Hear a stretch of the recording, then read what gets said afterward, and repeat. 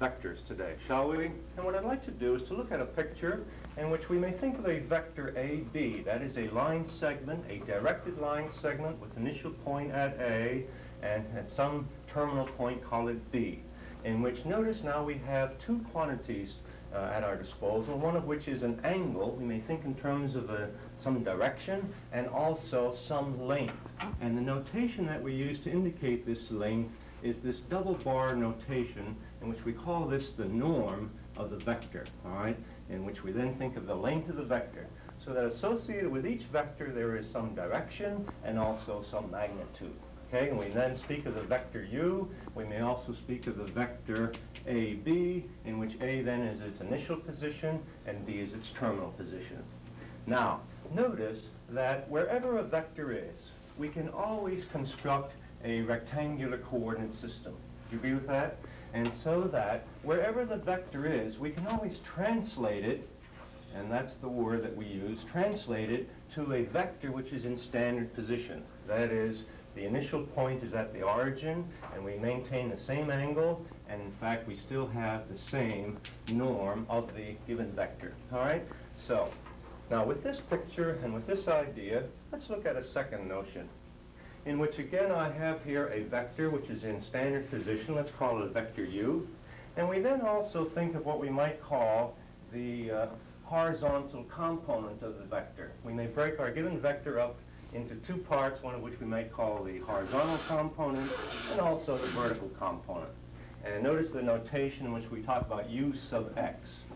Now, looking then at u sub x, let's think in terms of the norm of this horizontal component, shall we? And thinking of the angle theta and thinking about the norm of u, and what function do you think you can utilize in order to come up with a name for the norm of u sub x? And Malcolm? U times the cosine of theta. U, that is the norm of u, let's write that as the norm of u times the cosine of the angle theta. And in fact, because the norm is always a positive number, we're thinking of it as a length, and because it's always positive, just to make sure that we have the same SIGN, let's include absolute value here so that it then will give us a positive number, okay? And similarly, what can we say about the norm of u sub y, of the vertical component? And in terms of theta and in the norm of u, what would you like to say there, Doug? That's the norm of u times the sine of theta. Times the sine of the angle theta. Again, let's think in terms of absolute value, okay? Well, what then is the relationship? Give us a name for the norm of u itself, in which we are looking then at this length, and again, the distance formula will tell us what? The Pythagorean relationship will tell us what? Bill? It's the square root of the norm of x squared plus the norm of y squared. Good. It's the norm of x squared plus the norm of y squared and the square root of that. Okay? Well, what then would be a name for the cosine of theta in terms of, again, to make sure that we have a positive number here, let me consider the absolute value. What then is a name for the cosine of theta?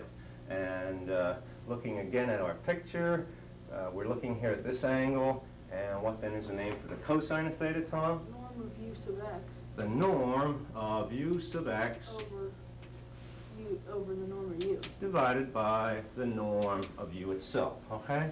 And similarly, the sine of theta would be equal to, and what do you think we may say there, Glenn?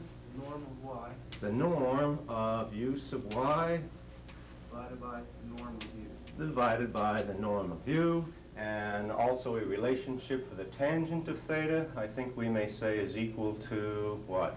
And Bill? The norm of y over the norm of x. The norm of y divided by the norm of x. The notation here is rather awkward, I must say, but I think that the idea is certainly a very straightforward one.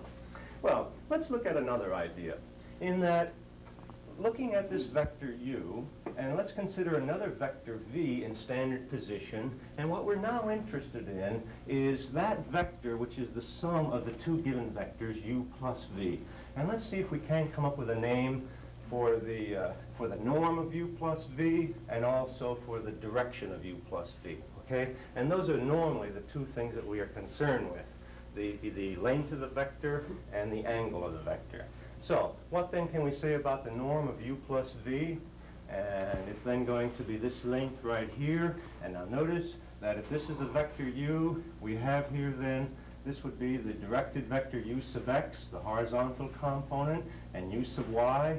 And now if this were the vector v, here is v sub x, and there is v sub y. And I think you would agree that the sum vector u plus v is going to have associated with it that vector which will have a norm of u plus v sub x, is that right?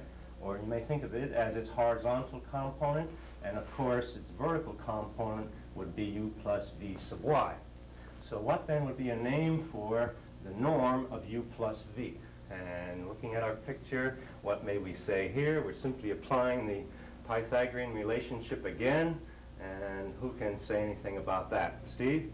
The square root The square root, of the norm of u sub x the norm of u, well, I think it's u plus v sub x, is that right? That number squared plus the norm of u plus v sub y. u plus v sub y, Squared. the quantity squared. Again, it's this length squared plus this number squared. Is that right? Well, look then at the angle, and what can we say about the tangent of theta, in which if this were our angle theta, it then would be equal to an absolute value, but what can you say there? Well, Brenda? The norm of u plus v.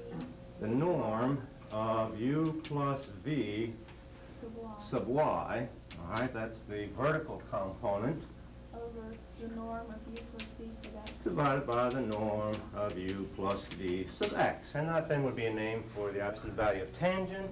I think you have to appreciate where the angle theta is, because if you're dealing with absolute value, you have lost the direction with respect to a positive angle or a negative angle, but I think one can easily determine that. In fact, let's look at an example of this, in which we're given a vector u whose norm is 6, in which its direction is 30 degrees, and a second vector whose norm is 8, in which its direction is a negative 45 degrees. And the question is, find the norm of the sum of the vectors and the direction of the sum, okay? That is the angle associated with the sum vector. Well, I've already made a little picture here, in which here then is our vector u, in which its norm is 6, has a direction of 30 degrees. Here then will be some number u sub x, and here is some number u sub y. Here then is the vector v. Its norm is 8. It will have a horizontal component v sub x, and also a vertical component of v sub y.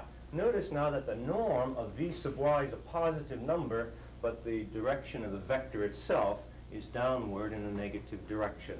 So let's keep that in mind as we look at some of these numbers, all right? Now the question has to do with find this norm, u plus v, and also find the angle theta. And I think you would agree that our angle looks like it's going to be a negative number. Well, what then can we say about u sub x, the norm of u sub x? We're looking at this length right here, and what then may we say about that? It's equal to what? Cosine of 30 degrees times 6. Times what?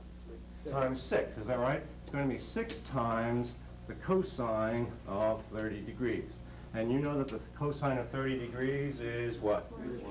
Root 3 over 2, so we have 6 times root 3 over 2, that's 3 root 3. I've already calculated this number before the lesson began, and it's approximately 5.2. Let's just round it off at that, shall we? Well, let's then look at u sub y, which is the vertical component of the u vector. We're now looking at this height. And what then can you say about it by definition, Bill? It's equal to 3. Well, it's 6 times, let's put in a few steps there, times the sine of 30 degrees, which is 6 times 1/2, which of course is the number 3. What then can we say about the horizontal component of the v vector, which is then going to be this length right here? And what then can you say? It's going to be equal to what? Our definition tells us. Tim, Peter? 8 times the cosine. It's 8 times the cosine of 45. 45 degrees, which of course, cosine of 45, you know, is root 2 over 2, which is 4 times the square root of 2. I've already calculated this number, and it's approximately 5.7. And what then can we say about the absolute value, that is the norm of v sub y, of the vertical component of the y vector. And you know that it must be what, Glenn? 8 times the sine of 45. 8 times the sine of 45 degrees. Perhaps we should keep in mind the positiveness of these numbers. We weren't too concerned. By the way, our angle here was a negative 45 degrees, but because we know that the cosine of a negative 45 is the same as the cosine of 45, is that right? Our number is the same, which is positive. If we were concerned about the sine of negative 45, we know that its number is what? It's a negative number. Since our norm must be a non-negative number, let's include absolute values here and keep track of where we think that our angle theta is going to end up. So we now have what? 8 times, and of course this name now is what? Root 2 over 2. We end up with the same value, namely approximately 5.7. Okay? Now, if you remove the absolute value and don't think about the norm but simply the directed segment, it then is a negative 5.7. Well, what then is the horizontal component of the sum vector? And you simply say, well, I think it's going to be what? This horizontal component? What? What else can we say? Plus this horizontal component. Is that right? Which is going to give us what? 5.2 plus 5.7, and this is 10.9. And now here we have this is now a positive number. Here I think perhaps we had better keep in mind our SIGN, if we can, or if we would like to, in that u plus v sub y, the vertical component of the sum vector, is equal to what?